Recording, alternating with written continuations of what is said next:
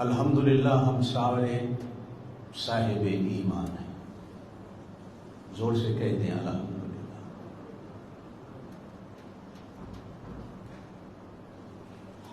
اور الحمدللہ ہمارا سارے اللہ کے رسولوں اور نبیوں پر ایمان ہے.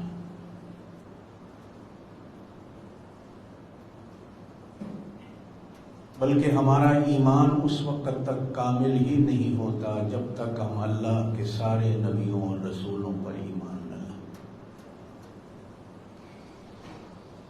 اور آسمان سے اللہ نے جتنی بھی کتابیں اتاری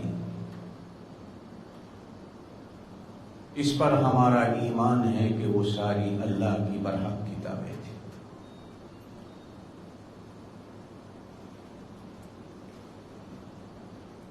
اس ایمان کے باوجود مانتے ہم صرف اپنے نبی کی، اس پر بھی ایمان رکھنا ہے. مانتے ہم سارے اللہ کے نبیوں کو، ایمان ہم اللہ کے تمام رسولوں پر رکھتے ہیں، تمام کتابوں پر، لیکن مانیں گے ہم صرف اپنے رسول اور مانیں گے ہم صرف اپنی کتاب اور کلام کی جو اللہ نے ہمارے نبی پر اتارے.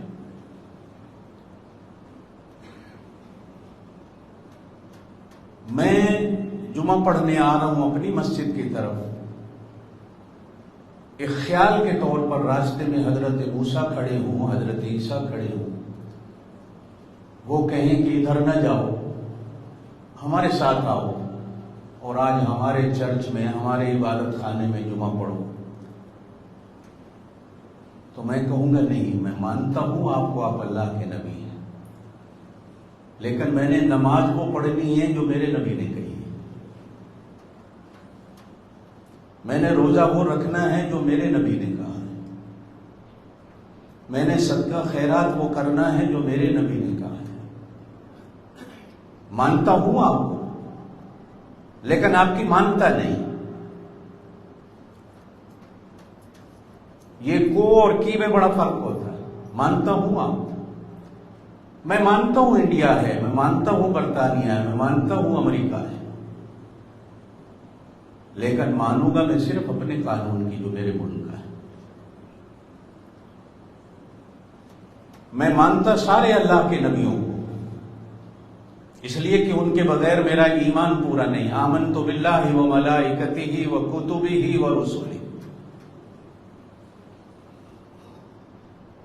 لیکن نماز آئی تو حضور پاک صلی اللہ علیہ وسلم نے فرمایا اصلی کما رأیتمونی، نماز اس طرح پڑھو، صلو کما رأیتمونی اصلی، جس طرح میں پڑھتا ہوں. موسیٰ اور عیسیٰ نہیں. جب حج کا وقت آیا تو نبی پاک صلی اللہ علیہ وسلم نے فرمایا مجھ سے سیکھ لو، اس لیے کہ اس حج کے بعد حضور نے حج نہیں کیا. نہ سیکھنے کا موقع نہ سکھانے کا موقع، حج کے دن ہی فرمایا مجھ سے سیکھ لو. حج موسیٰ علیہ السلام نے بھی کیا، حج اللہ کے سارے نبیوں نے کیا، لیکن میں حج اس طرح کروں گا جس طرح میرے نبی پاک صلی اللہ علیہ وسلم نے سکھایا. یہ 1,24,000 یا بعض علماء نے لکھا 1,40,000، بعض علماء نے 2,40,000 میں لکھا جو اللہ کے نبی اور رسول آئے. بے شک کہا گیا کہ 4 اللہ کے بڑے رسول ہیں، حضرت موسیٰ، حضرت عیسیٰ، حضرت ابراہیم اور نبی پاک صلی اللہ علیہ وسلم. لیکن یہ بڑی عجیب بات ہے کہ ہمیں جوڑا گیا ہے جو وہ ابراہیم علیہ السلام کے ساتھ جوڑا گیا ہے. جتنا ہمارا تعلق، جتنی ہماری نسبت ابراہیم علیہ السلام کے ساتھ ہے، کسی اور نبی کے ساتھ نہیں. کیونکہ حضور نے خود فرمایا تم امت تو میری ہو لیکن ملت تم ابراہیم کی.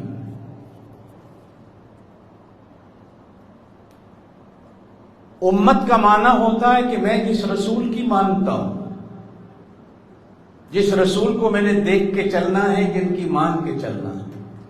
ملت کیا ہے کہ ابراہیم علیہ السلام اور نبی پاک صلی اللہ علیہ وسلم کے کچھ اصول ایسے تھے جو ملتے جلتے ہیں۔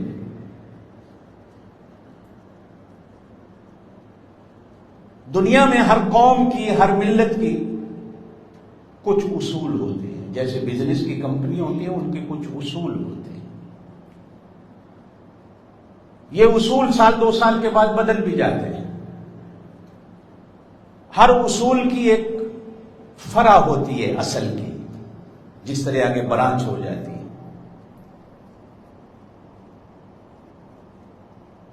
ہر نبی کے ساتھ ہمارے کچھ اصول ہیں جو ایک جیسے ہیں، فروع میں اختلافات ہیں لیکن اصول میں اختلاف نہیں۔ ابراہیم علیہ السلام کے 3 بڑے اصول تھے جو ہماری شریعت کے بھی ہیں۔ پہلا توحید، اور توحید بھی توحید خالص، جس میں کسی قسم کی ملاوٹ نہ ہو۔ ٹھوک بجا کے جس طرح ابراہیم علیہ السلام نے کہا میرا اللہ ایک ہے، اکیلا ہے، اسی طرح ہمارے نبی نے بھی کہا کہ ہمارا اللہ ایک ہے اور اکیلا ہے، ٹھوک کے کہنا۔ ابراہیم علیہ السلام نے کفر کے بادشاہ کے سامنے بھی کلمہ حق کہا کہ میں تجھے الہ نہیں مانتا، اور نبی پاک صلی اللہ علیہ وسلم نے بھی برسر بازار مکے کے مشرکوں کو کہا کہ میں تمہارے ان بتوں کو نہیں مانتا۔ لکم دینکم ولی دین، تہاڈا دین تہاڈے نال، میرا دین میرے